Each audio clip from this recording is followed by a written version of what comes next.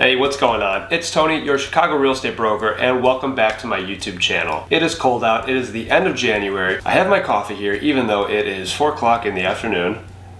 Today, I'm going to be talking about 6 things you could do this February. We've only got a couple days left of January, and Valentine's Day is right around the corner. So, without further ado, let's get right into it. If you're new to my channel, I'm a real estate broker in Chicago and cover all things about the city. Do me a favor, hit that like button, hit the subscribe button, and let's get right into it. I'll be honest, February is my least favorite month. Here in Chicago, it's the bridge that gets us from Christmas to St. Patrick's Day. It marks the end of the god-awful weather, the slush, the rain, the wind. On the one hand, the days are getting longer and longer. I saw the sun today for the first time in like weeks, which was awesome. We're getting closer to St. Patrick's Day. It is my girlfriend's birthday, so that's fun. So let me give you some ideas for how you can stave off that seasonal depression. And if you're visiting Chicago in this godforsaken time, here's some fun ideas that you might want to do too. So number one, this is a fan favorite. Go ice skating. You could go to Millennium Park, Maggie Daley Park. You could do it by Wrigley Field. There are a lot of places where you could go ice skating, and they pretty much all wrap up on March 5th. I went ice skating last year, reconfirmed that I suck at it, and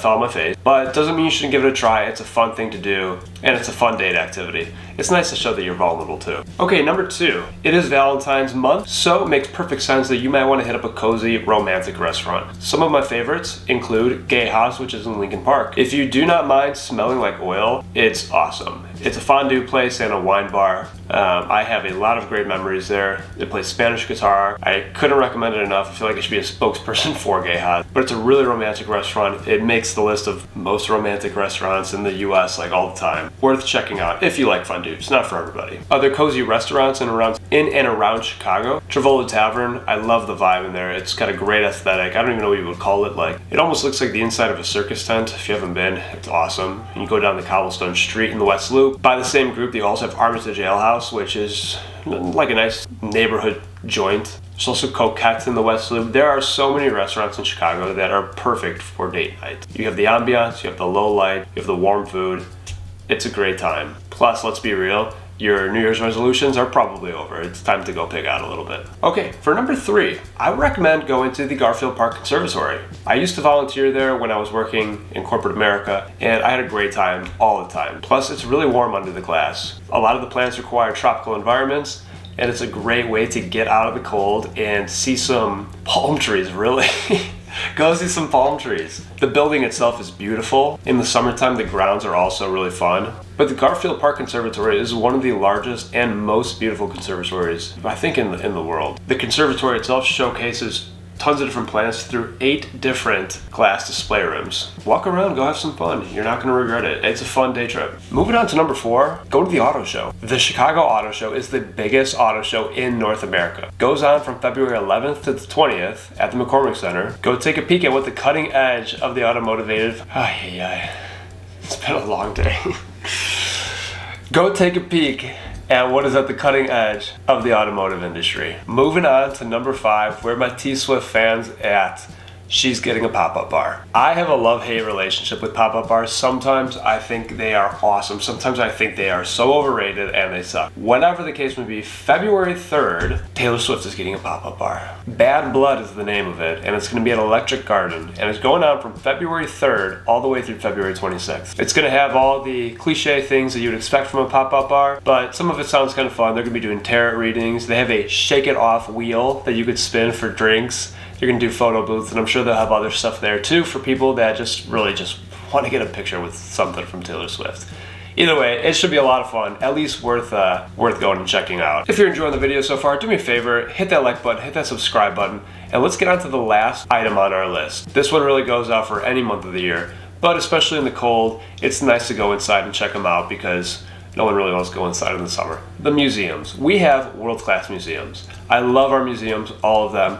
But I'm especially going to call out our Art Institute. It is right downtown, right on Michigan Avenue, and it is just at the heart of so much of what I love about Chicago. For a time, the Art Institute of Chicago was the #1 museum in the world, which is kind of amazing. But it's also one of the oldest and largest art museums in the world, so maybe not so surprising. There are world-class paintings, there are really cool portraits, but one of the coolest things about the art museum, or the Art Institute I should say, and you could ask employees there, they will point you to this room, is the miniature room. What is the miniature room? Well, here's the thing. In the 1930s, Narcissa Thorne assembled a group of really skilled artisans, and what they did was constructed 68 shoebox-sized rooms of different styles and trends throughout history. They have French, English, American, Italian, all these different styles, and they're built to scale how they would have looked in the real modern day. And they're as intricate to include the exterior of the home too. So if you're looking inside the room and you see a window, it looks like they have a small painting on the outside of it to show what it might have looked like, with light coming in, thoughtfulness put on where the light is, how the shadows play into the room. And I swear to God, it's one of the most incredible things I've ever seen in my life. I probably could have spent the entire day just amazed looking and analyzing and investigating all the different aspects of each room. These pictures, like right here and right here, this is what they actually look like. These are photos from the internet that I just took to show you how real they look. Walking into it, I didn't know what to think. One of the employees at the Art Institute was like, "Oh, you should check this out, it's really cool." And I was like, "Yeah, whatever, a bunch of dollhouses."